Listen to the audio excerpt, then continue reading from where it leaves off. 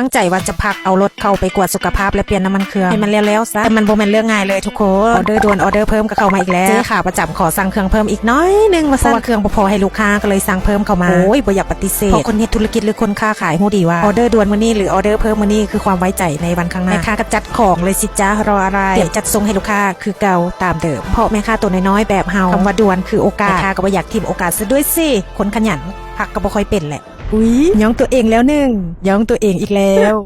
บ่มีไผย้องก็ย้องเอานี่ละเนาะเสร็จเรียบร้อยพร้อมจัดส่งให้ลูกค้าจ้าก่อนจะไปหาลูกค้ากับแวะเอาเครื่องไปซักพอวันจะพักก็บ่ได้พักแท้ๆให้มันได้หลายเวียกหลายงานเลยลูกตู้ซักผ้าอยู่บ้านกับพีกก็เลยได้มาใช้บริการตู้ซักผ้าอัตโนมัติจ้าแถวใกล้บ้านประมาณ1ชั่วโมงก็ได้แล้วใครที่มีปัญหาแบบแม่ค้าก็สามารถใช้บริการได้สะดวกสบายมี2แบบในการจ่ายก็คือ1ซื้อเหรียญมาหยอดตู้4เหรียญ2